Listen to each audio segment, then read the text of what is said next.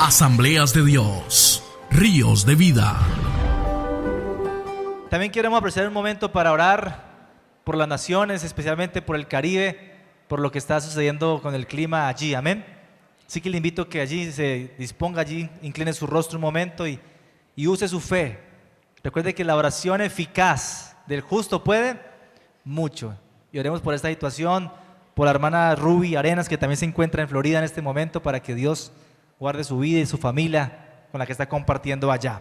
Padre, en el nombre de Jesús nos ponemos de acuerdo como iglesia para unirnos al clamor nacional, al clamor mundial, Señor, por el Caribe, Padre. Oramos hoy, Señor, por las naciones de Estados Unidos, República Dominicana, Costa Rica, Señor, Cuba, toda esta parte, Señor, Padre del Caribe, que se encuentra amenazada, Dios, por estas amenazas de huracán, Dios, de Irma, de José, de Katia. Señor, oramos para que, como lo has hecho una vez más, lo hagas de nuevo, Señor, y calles y enmudezcas, Dios, estas tempestades, estos vientos huracanados, Dios. Dígale, Padre, te pedimos misericordia hoy en esta mañana y sé propicio, Padre, por la obra de Jesucristo en la cruz, y detén toda ira, todo enojo, todo juicio, toda maldición, Señor. Tú que eres grande en misericordia y lento para la ira, Señor, y haz tu voluntad aquí en la tierra, en estas naciones,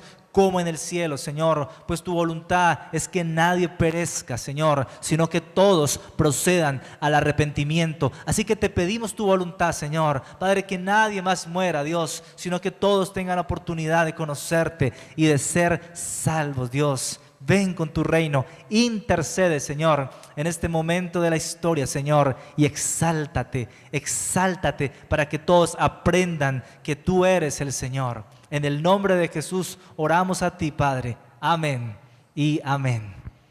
Aleluya, gloria al Señor. Seamos orando e intercediendo para que Dios se glorifique en este momento que estamos histórico viviendo, amén. Y que Cristo viene pronto, ¿no? Señales de que Cristo está a las puertas, está más cerca que antes. Bien, vamos a la palabra del Señor entonces en esta mañana que Dios nos regala. Quiero que estudiemos hoy Éxodo capítulo 19. Éxodo capítulo 19, y se disponga a recibir la palabra del Señor. Saludamos a todos los que nos ven en televisión también, nos escuchan por la internet, son bienvenidos también en esta mañana. Éxodo capítulo 19, versículo 9 en adelante, dice la palabra del Señor así: Entonces Jehová dijo a Moisés: He aquí yo vengo a ti en una nube espesa, para que el pueblo oiga mientras yo hablo contigo, y también para que te crean para siempre. Y Moisés refirió las palabras del pueblo a Jehová. Y dijo Jehová a Moisés: Ve al pueblo y santifícalos hoy y mañana, y laven sus vestidos, y estén preparados para el día tercero, porque al tercer día Jehová descenderá a ojos de todo el pueblo sobre el monte Sinaí. Amén. Hoy quiero compartirles acerca del temor de Dios. La palabra nos enseña que Dios siempre ha querido relacionarse con el ser humano. Dios quiere ser amigo, ser cercano nuestro, y nos muestra tres tipos de relación con la que Él lo hace. Primero encontramos que Dios es por nosotros. Segundo, que Dios es con nosotros. Y finalmente nos dice la Biblia que Dios es, ¿cuál es la tercera? En nosotros. Dios por nosotros, dice la Biblia que si es por nosotros, ¿quién contra nosotros? Nos revela que Dios quiere ir al frente defendiéndonos, ayudándonos, guardándonos. Dios con nosotros nos muestra que Dios quiere estar a nuestro lado, acompañándonos, enseñándonos, guiándonos. Pero Dios en nosotros, que es la máxima relación, es que no solo quiere estar por usted y con usted, sino que también quiere estar en usted, dentro de usted. Por eso Jesucristo le dijo a los discípulos que Él se iba, pero que no se iba a dejar como huérfanos, sino que iba a enviar ¿a quién? al Consolador, al Espíritu de verdad, y Él iba a morar en nosotros. Esa es la máxima expresión de la relación de Dios, no solo por usted, con usted, sino dentro de usted. Ese es el deseo de Dios. Por eso Jesucristo murió en la cruz, para reconciliarnos con Dios y que Él pudiera habitar en medio nuestro. En el Antiguo Testamento, el pueblo de Israel pudo experimentar a Dios por ellos y a Dios con ellos, pero jamás experimentaron a Dios dentro de ellos. Por eso Jesucristo dijo que este era el nuevo y mejor pacto en su sangre. Gracias a la obra de Jesús en la cruz, ahora usted puede ir un paso más allá que el pueblo de Israel. Dios en usted. Pero mi pregunta es, ¿cómo hago para que Dios viva en mí? Para que Dios more en mí, como es su deseo y como también nosotros queremos, ¿verdad? ¿Cuántos quieren que Dios more en ustedes? Pues la palabra nos dice que la comunión íntima de Jehová es con los que le temen. Eso está en el Salmo 25, 14. La comunión íntima de Jehová es ¿con quiénes? Con los que le temen. Por eso el tema de hoy, el temor de Dios. Porque todos estamos aquí porque queremos conocer a Dios, queremos estar cerca de Dios y que Dios esté con nosotros. Pero dice que esa comunión íntima solamente es con los que le temen. Y a ellos, a los que le temen, Dios les hace conocer su pacto. ¿Cuál pacto? El que les estoy hablando, el nuevo y mejor pacto en la sangre de Jesús. Que Dios habite en medio nuestro, que Dios more en nosotros.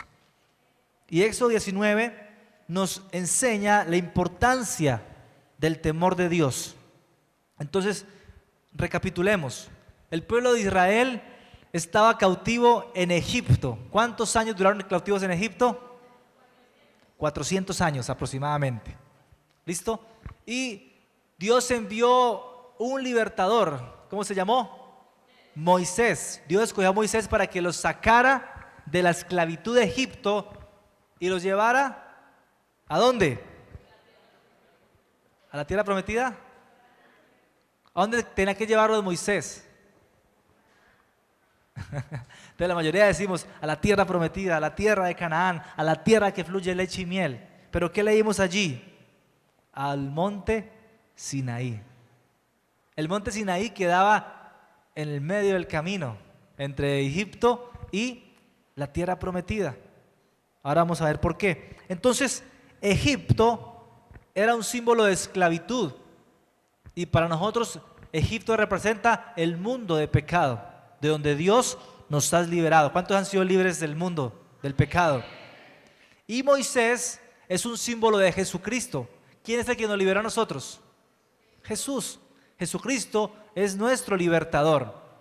Y al igual que Moisés, ¿a dónde tiene que llevarnos Jesús?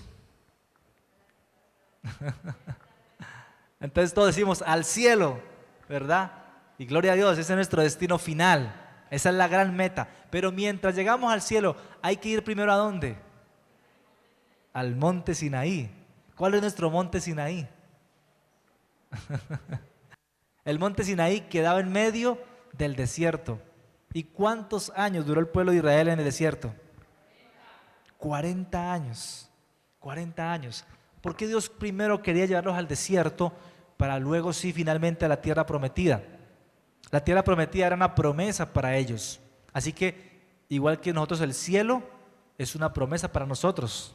Aunque hoy en día ya muchos no quieren ir al cielo, se les ha olvidado esa promesa, que es la más grande de todas. Les gusta más la tierra, les gusta más la vida en este mundo, la comodidad, los lujos. Pero la meta, el destino final nuestro es el cielo. Y antes de ir al cielo, Dios primero tiene que llevarnos al desierto. ¿Por qué? Porque en el desierto Él nos va a revelar quién es Él. Dios quería que Israel en el monte Sinaí conocieran quién era el Dios de la tierra prometida antes que la tierra prometida. Dios tenía un propósito, que en el desierto Israel conociera al prometedor antes que la promesa. Vea conmigo, prometedor. ¿Conoce usted a su prometedor? ¿Quién es el que te ha prometido? ¿Quién es el que te ha hecho las promesas? Dios necesita que tú primero lo conozcas a Él antes que las bendiciones. Porque si Israel llegaba primero a la tierra prometida sin conocer al Señor, la tierra prometida se les iba a volver un ídolo, se les iba a volver una adoración, se les iba a volver un Dios, como en cierto momento llegó a convertirse. La gloria del pueblo de Israel, ¿quién era? Jerusalén, sus muros y su templo, porque no conocieron al prometedor. Lo mismo pasa con ustedes. Si ustedes no conocen a Dios, las bendiciones de Dios se van a volver su Dios, su ídolo, su máximo amor. Algunos de ustedes le han pedido a Dios bendiciones, milagros, ¿verdad? Quizás un hijo, quizás un esposo, un trabajo, una casa nueva, un carro, no sé. Y cuando tú no conoces al Dios de las promesas, esas bendiciones se vuelven tu primer amor. Y Dios no quería que eso pasara con Israel, porque es lo que muchos hacen hoy en día. Muchos vienen a la iglesia buscando bendiciones, buscando milagros, antes que buscando al Dios de los milagros, al Dios de las bendiciones. Y eso suena como una mujer que quiere casarse con un hombre porque tiene mucha plata. ¿Qué diríamos de esa mujer? Júzguela, júzguela. ¿Qué diría usted de una mujer así? Interesada, ¿sí o no? Atrevida. Pues así somos nosotros a veces. Interesados, atrevidos, aprovechados. Gracias a Dios, Él no es resentido. Y Él aprovecha nuestra necesidad para mostrarnos su amor, para revelarse a nuestras vidas.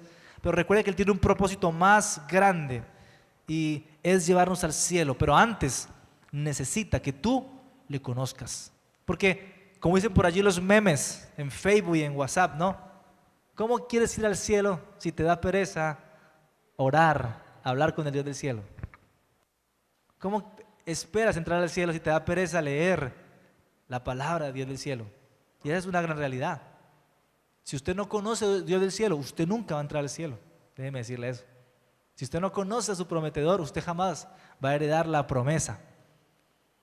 Y el pueblo de Israel, ¿cuántos salieron de Egipto? ¿Cuántas personas? 2 millones aproximadamente, 2 millones. Y en medio del desierto tenían que conocer al Dios de la tierra prometida. ¿Y cuántos de los 2 millones finalmente entraron a la tierra prometida? ¿Cuánto le pone? ¿La mitad? ¿La mayoría? ¿La minoría? ¿Cuántos creen que de 2 millones entraron a la tierra prometida? ¿El 10%? ¿El 90%? ¿Sabe cuántos entraron? 2 personas. 2 personas. De 2 millones, solo 2. ¿Quiénes fueron esos 2? Josué y Caleb. ¿Qué decía Dios de ellos 2? Tienen un espíritu diferente. Bueno, ese no es el tema, pero lo que quiero compartir es que usted no va a entrar a la tierra prometida si usted no conoce al Señor. Y Josué y Caleb tuvieron esa diferencia a los demás, que ellos sí tenían temor de Dios. El resto no entraron, porque repito, usted no va al cielo si usted no conoce a Dios. Si en usted no hay una diferencia como la hubo en Josué y Caleb, que no voy a predicar de eso, simplemente les dejo la inquietud para que estudien. ¿Y qué sucedió? El pueblo salió de Egipto libre, feliz, con mano poderosa. Dios hizo un milagro grandísimo, pero luego duraron 40 años en el desierto, dando vueltas, sin poder entrar a la tierra prometida. Y durante esos 40 años, ¿cuál fue una de las características del pueblo de Israel? ¿Qué era lo que ellos hacían? Quejarse. Se quejaron 40 años. ¿Y cuál era la queja? Se hubieran quedado mejor en Egipto. Esa fue una de las quejas que más le dolió a Dios. Estaban tramando entre todos levantarse un nuevo líder que los hiciera volver a Egipto, que porque ya tenían por lo menos comida de ajo y de verduras y lentejas. ¿Cuánto le gusta el caldo de ajo? ¿Cómo es posible que una nación, cómo es posible que 2 millones de personas que llevan 400 años, abuelos, nietos, hijos, esclavos, maltratados, abusados por Egipto, trabajando para otros, sus hijos vendidos para otros, luego de ser libres quieran volver? Dígame, ¿cuál es la razón? ¿Quién quiere volver a Egipto? ¿Quién quiere volver atrás después de 400 años de esclavitud? ¿Por qué el pueblo quería volver atrás? Viendo que por delante había una promesa, una tierra prometida. Pero en cambio, Moisés, nunca lo vemos quejándose, ni queriendo volver atrás. ¿Y cuántos años duró Moisés en Egipto? 40. ¿Y cómo vivió Moisés en Egipto? ¿Como esclavo? No, vivió criado como la hija de Faraón. Él tuvo la mejor comodidad, cuna de oro, los mejores alimentos, los mejores cuidados, la mejor educación, todo. Y usted nunca encuentra a Moisés, ay, cuando yo vivía en Egipto, mi cunita, la comida, los ciervos con las uvas en la boca. Usted nunca encuentra a Moisés quejándose, queriendo volver atrás. Entonces, ¿por qué 2 millones que vienen de la esclavitud quieren volver atrás y uno que viene de la comodidad no quiere volver atrás? ¿Qué hizo la diferencia entre Moisés y el pueblo de Israel? Que Moisés sí conoció a Dios. Moisés tuvo un encuentro personal con Dios. ¿Se acuerdan? Que él vio una zarza ardiendo, que no se consumía. Y allí, ¿quién se encontró con? ¿Quién habló a él? Dios. Ese fue su encuentro personal con Dios. Y ese encuentro personal con Dios cambió la vida de Moisés para siempre. A diferencia del pueblo de Israel, no quisieron encontrarse con Dios, porque allí en el versículo 3 que acabamos de leer, dice que Moisés sube a Dios. Dios lo llama desde el monte. Y mire lo que le dice el Señor: así dirás a la casa de Jacob y anunciarás a los hijos de Israel. ¿Para quién es el mensaje? Casa de Jacob, hijos de Israel. Es para el pueblo. La invitación no era solo para Moisés o para Aarón o para los sacerdotes o los líderes del pueblo. Era para toda la casa. Era para todas las personas, para los 2 millones aproximadamente que salieron de Egipto. Versículo 4 le dice el Señor: vosotros visteis lo que hice a los egipcios y cómo os tomé sobre ¿qué? Alas de águilas y os he traído a mí. Dios le dice al pueblo: los he liberado de Egipto. Ustedes vieron cómo lo liberé de Egipto, como alas de águila. Y esta es una metáfora, ¿no? Alas de águila significa como con poder, con gloria, con grandezas, Dios liberó al pueblo de Egipto.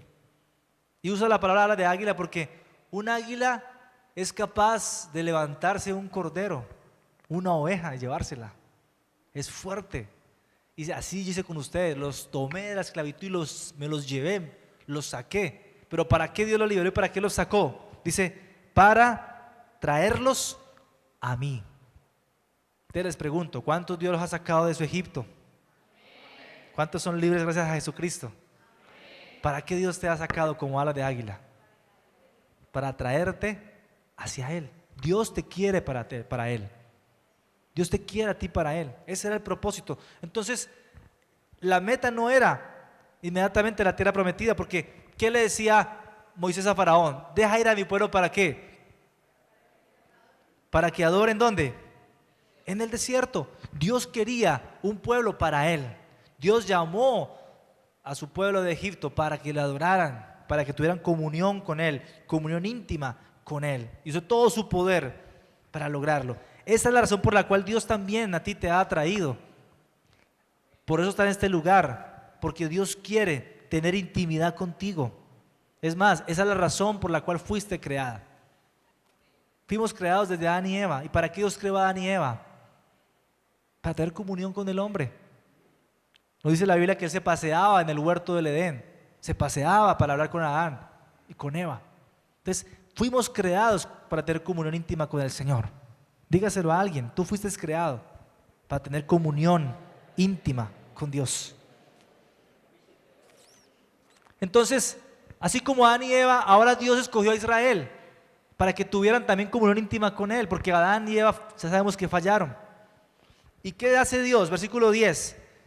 Jehová le dijo a Moisés: ve al pueblo, santifícalos hoy y mañana y laven sus vestidos, para que al tercer día les muestre su gloria. Dios les dice: santifíquense hoy y mañana, laven sus vestidos. ¿Qué significa eso? Que para poder tener un encuentro con Dios debe haber una preparación. Amén. Para poder tener un encuentro con Dios necesitamos santidad. Entonces Dios le dice: santifíquense porque al tercer día voy a descender. Laven sus vestidos. Y la palabra santificarse implica 2 acciones. ¿Cuántos aquí son santificados? santificados, es decir, ser santos porque yo vuestro Dios soy santo, dice el Señor, amén. Nosotros debemos ser santos, como Dios es santo. Y ser santo no significa ser perfectos, sino maduros espiritualmente. Entonces, ser santos o santificarnos implica dos cosas. Número uno, significa apartarme de. Y número dos, consagrarme a. Te aprenda esto. Para usted ser santo necesita primero apartarse de. ¿Apartarse de qué? Del pecado. ¿Qué es el pecado? Todo lo que desagrada a Dios. Todo lo que me aleja de Dios es pecado. Entonces, necesito primero apartarme del pecado. Si usted ya está apartado del pecado, ¿cuántos aquí son apartados del pecado ya? Usted ya es medio santo. Amén. Egipto es el pecado. Israel ya había salido de Egipto, o sea que estaban medio santos. Ya estaban apartados de. Pero ahora, ¿qué les faltaba? Dedicarse a. ¿Y a qué usted y yo debemos dedicarnos? ¿A qué usted y yo debemos consagrarnos? A Dios, a lo que agrada a Dios, a lo que nos acerca a Dios. Entonces Dios le dice, le doy 2 días para que ustedes se dediquen a mí, se consagren a mí y entonces yo pueda revelarles a mí. Y ese es el problema de la iglesia hoy, que hay muchos apartados del mundo y del pecado gracias a Jesucristo, pero muy pocos consagrados a Jesucristo. Entonces, medios santos. ¿Y sabe cuál es el problema? Que si Cristo viniera hoy y usted es medio santo, pues usted medio sube con Él. Medio entra al cielo. ¿Y cuántos quieren medio entrar al cielo? No podemos arriesgarnos. Por eso le digo, usted no puede entrar al cielo si no es santo. No puede entrar al cielo si no conoce a Dios. No puede. Entonces, les llama a que se consagren, a que se dediquen al Señor. Es como si Dios les dice, miren, yo a ustedes ya los saqué del mundo. Ahora ustedes saquen al mundo de sus corazones. Ese es ser santo. Entonces, ese era el problema de Israel. Ya Dios los liberó de Egipto, pero ahora Egipto seguía en sus corazones. Por eso la queja y por eso el deseo de volver. Porque aunque ya estaban fuera de Egipto, Egipto seguía en sus corazones. Y eso le pasa a muchos de ustedes. Están en la iglesia, están con Dios, pero aún hay cosas en el corazón que extrañan y que quisieran, pecados y cosas ocultas que todavía están allí. Eso se llama falta de santidad. Así que diga que tiene al lado, santifíquese, papito. Laven sus vestidos. Laven sus vestidos, dice el Señor. En 2 Corintios 7:1 nos dice qué es lavar nuestros vestidos. Dice la palabra, así que amados, puesto que tenemos tales promesas, limpiémonos de toda contaminación de carne y de espíritu, perfeccionando la santidad en el temor de Dios. Aquí donde la santidad y el temor de Dios van de la mano.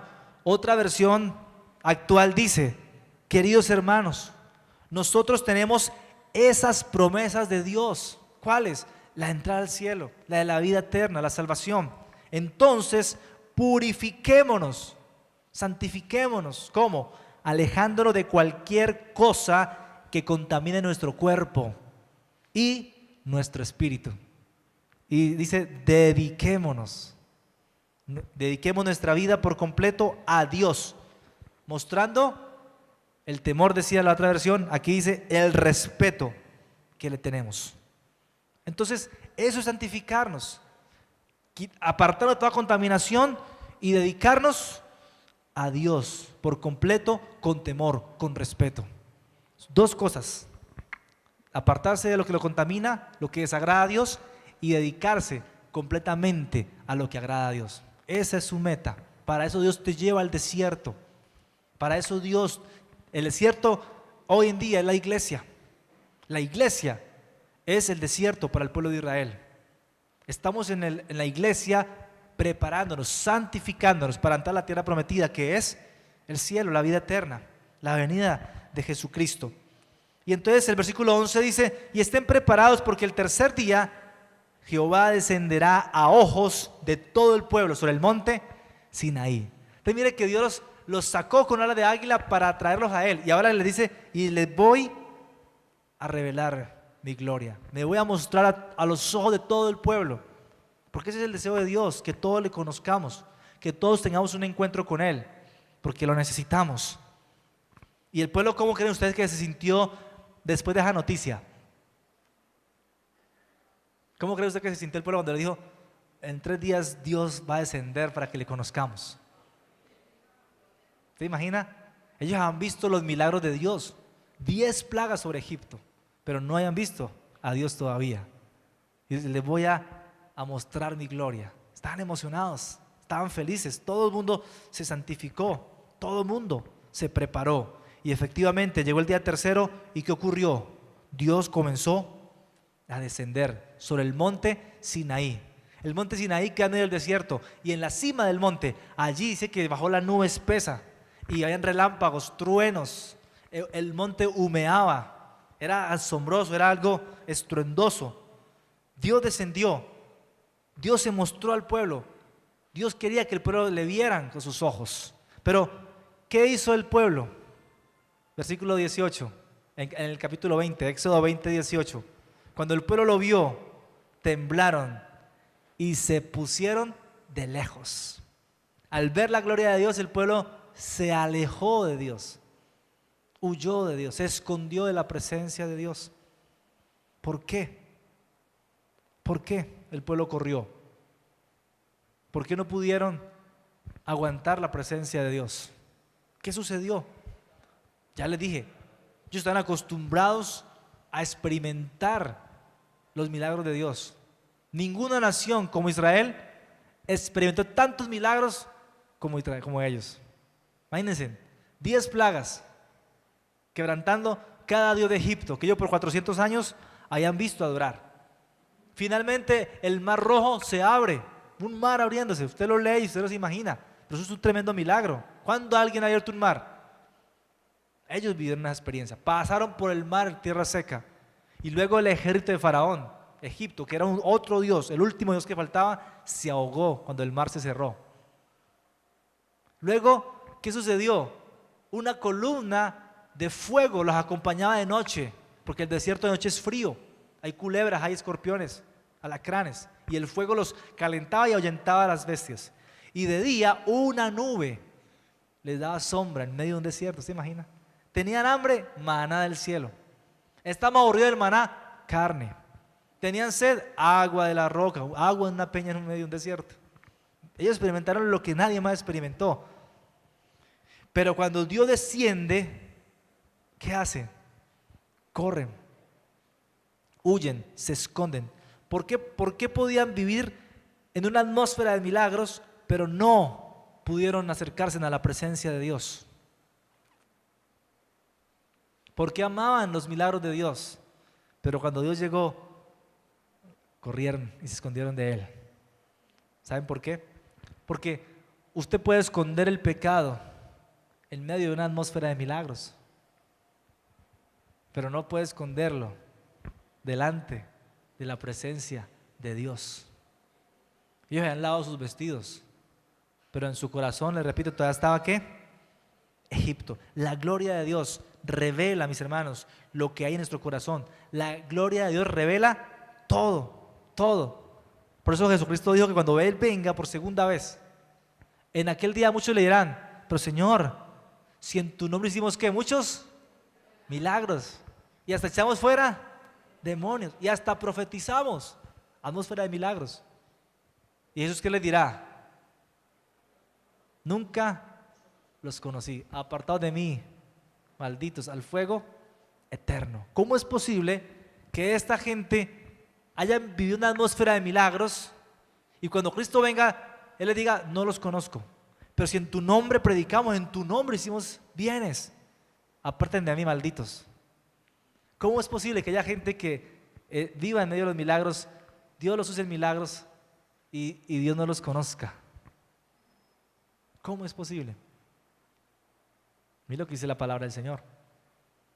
Y luego le dice Jesús, porque no todo el que me dice, Señor, Señor, entrará al reino de los cielos, sino ¿quiénes? Los que hacen la voluntad de mi Padre que está en el cielo.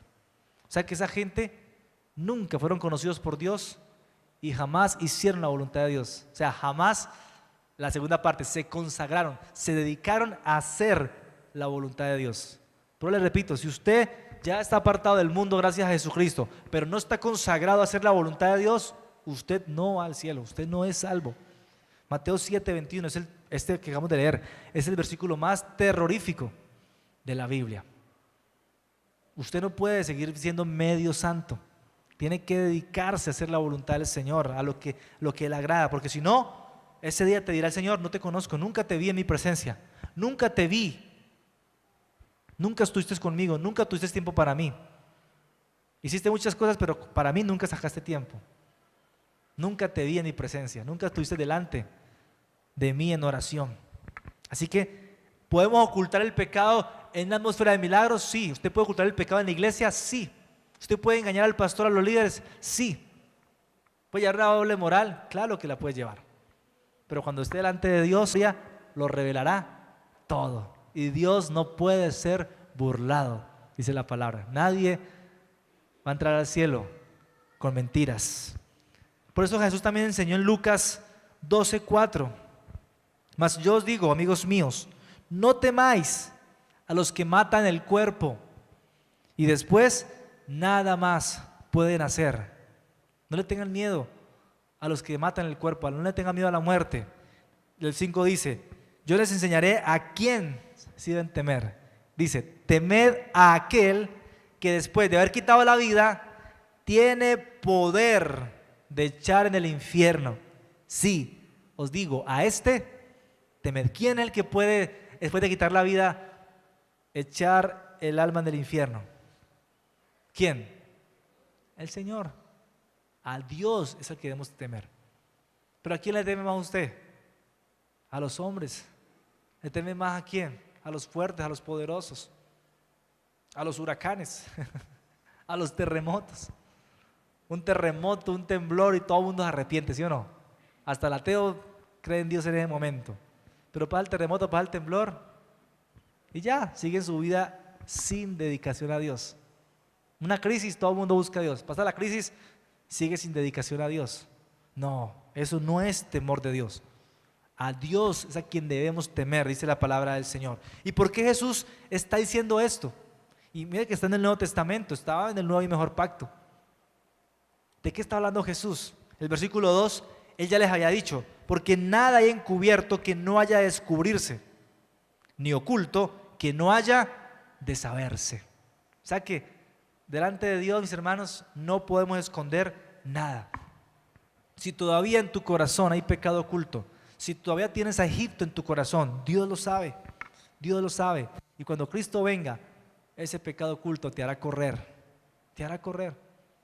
Si Cristo viniera ahorita, ¿usted qué haría? No, pues yo me tiraría a los pies, yo lo abrazaría, yo lo adoraría. Dice usted en su corazón, pero yo le digo, muchos huirían, saldrían corriendo, porque la Biblia dice que cuando Él venga, ¿qué hará la gente? Buscará la tierra que los trague, piedras que les caigan encima, montes que les caigan encima, buscarán donde esconderse, dice la Biblia, querrán morirse. Venga. Pero ¿quiénes van a huir? Los que no tuvieron temor de Dios. Así que debemos buscar la santidad, dice la palabra, porque sin santidad nadie verá al Señor. Nadie puede ver a Dios y vivir si no es santo.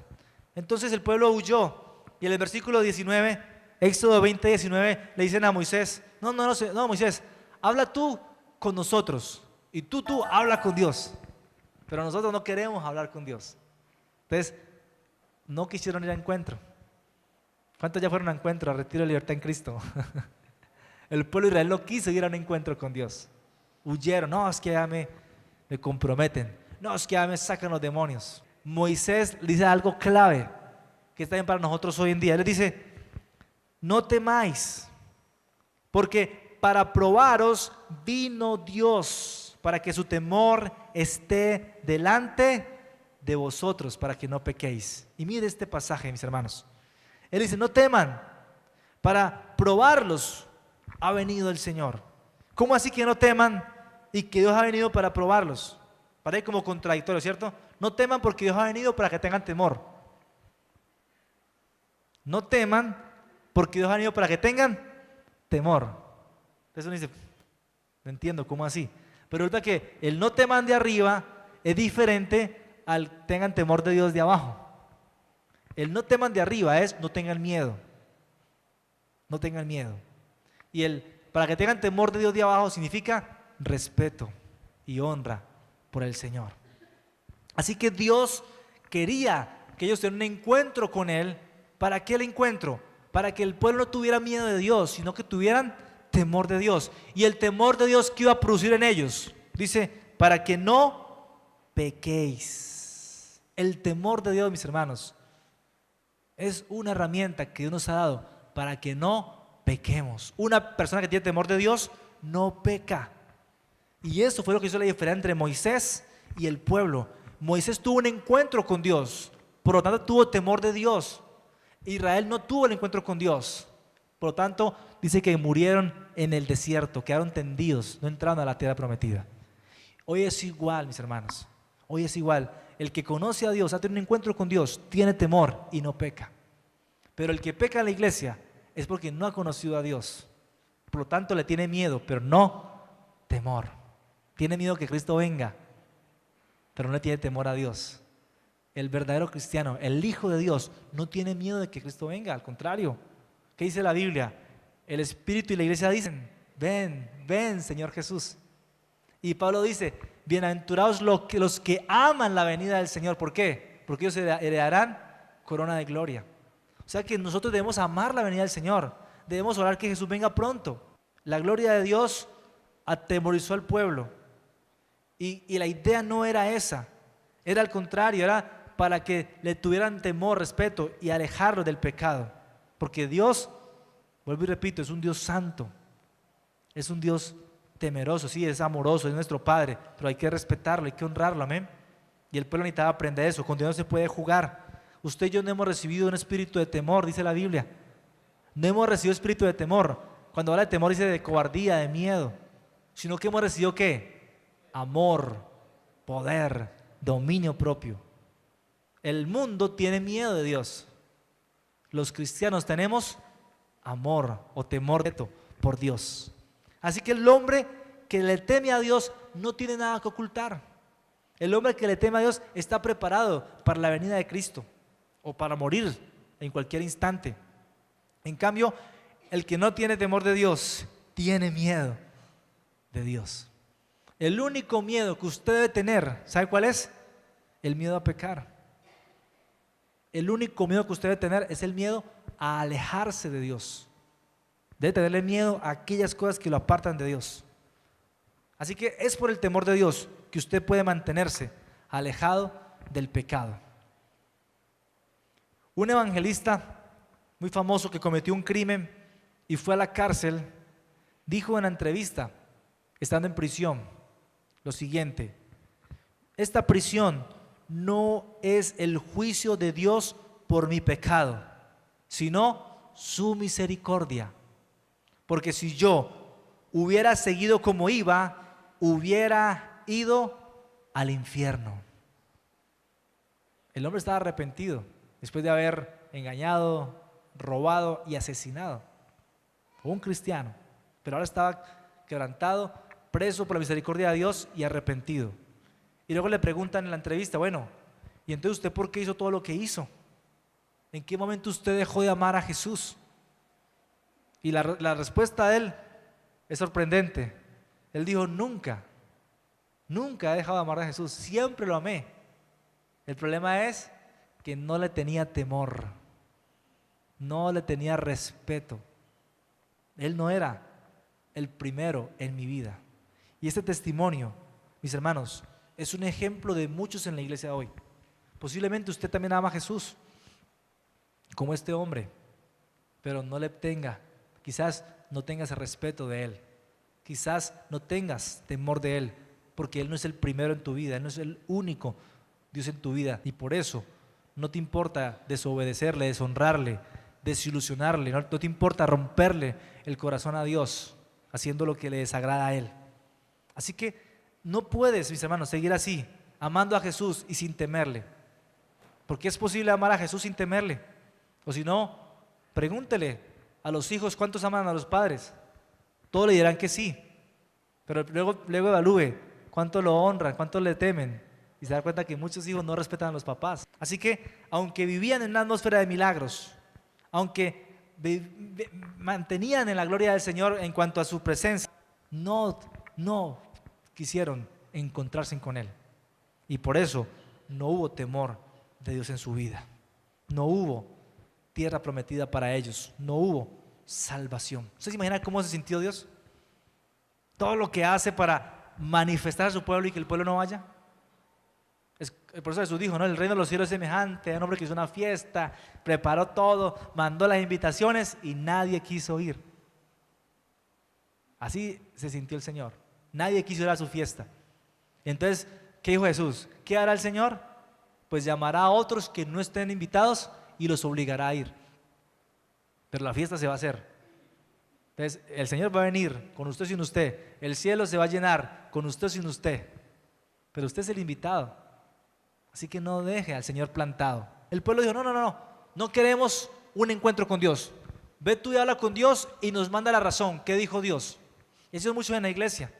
Vienen a la iglesia, pastor, líderes, aconséjenme, oren por mí. Y uno, venga, oremos. No. Ora usted, que usted Dios lo escucha más. Esa fue la actitud de Israel. ¿Y cuántas veces usted no tiene la misma actitud?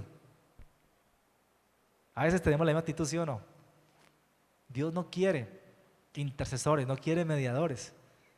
Él quiere hijos. ¿Se imagina que su hijo le manda a pedir algo con el amiguito, con el vecino?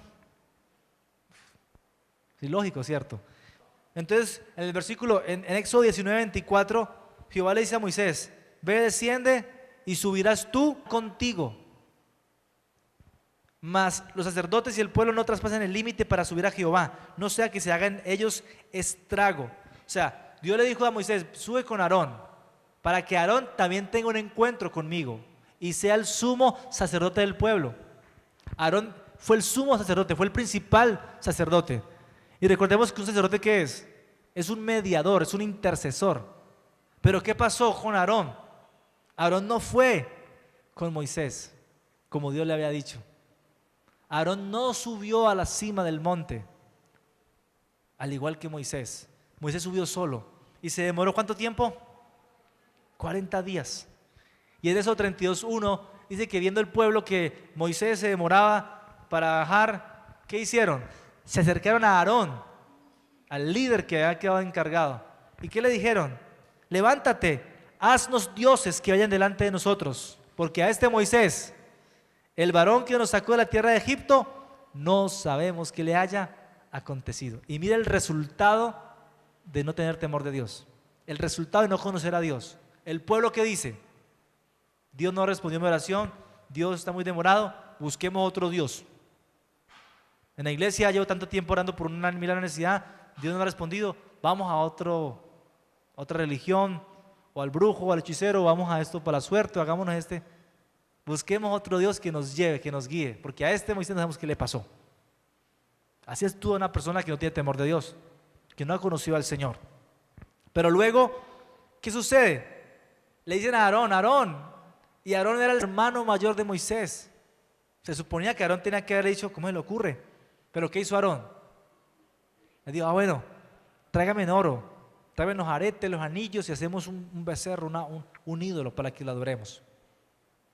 Imagínense, que el pueblo haga eso, bueno, pero el sacerdote, el líder, ¿por qué? Porque ni siquiera el líder conocía a Dios. Dios lo mandó a subir y él no quiso subir.